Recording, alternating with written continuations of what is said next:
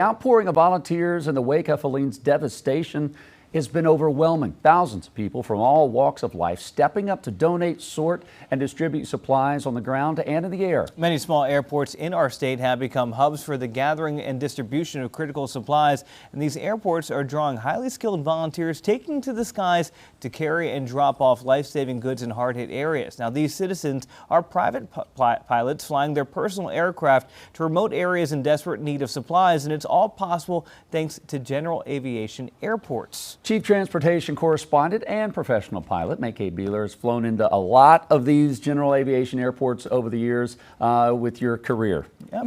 Yes. A lot of people aren't familiar with general aviation airports. We're going to fill you in because actually they are the backbone of aviation. And while the term general aviation is not really well known outside of the pilot community, it encompasses the most diverse flying activities in the country. Well, the U.S. is home to nearly 20,000 airports, including everything from really tiny airstrips in the middle of nowhere to sprawling hubs like Charlotte Douglas. Well, nationally, there are about 3,000 general aviation public use airports.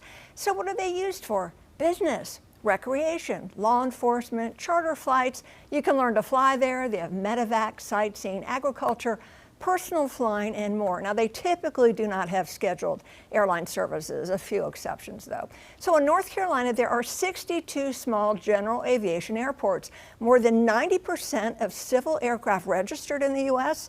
are general aviation. We call them GA aircraft.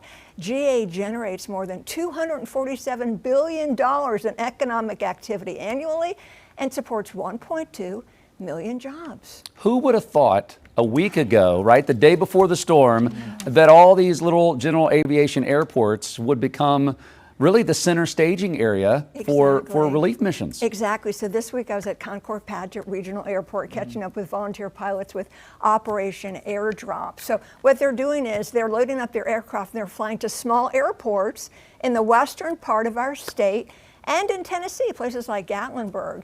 Now, most of these pilots have small four-seater planes that maybe can carry about 400 pounds of supplies. That depends on how much fuel is on board, how much the pilot weighs. Others are larger aircraft that can carry over 1,000 pounds of goods. Is the expense of the flight covered in any way for these volunteer pilots, or are they coming all out of pocket? Out of pocket. Wow. And let me tell you, folks, it's expensive to own an airplane. You can imagine just the cost of the airplane, then maintaining it, the hourly expense, the fuel. Then, and you know what? Gas, aviation gas is about $7 per gallon, same with jet fuel. It can be pricey to fill up those tanks. Not to mention, if you want to get a private pilot certificate, the training costs about $10,000 just to earn it, and it can go up to over $100,000 in training to become an airline transport pilot like me.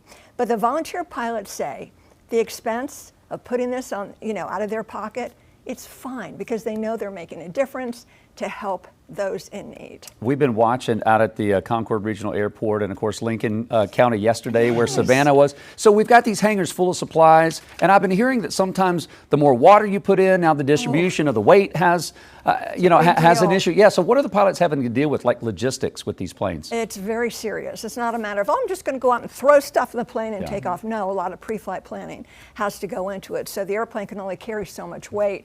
It's certified to carry so much weight. So they can't be overloaded, overweight, and they have to distribute it evenly so they're within the center of gravity.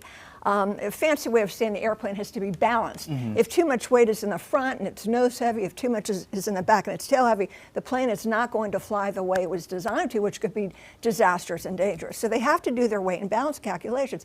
Then there's the pilot.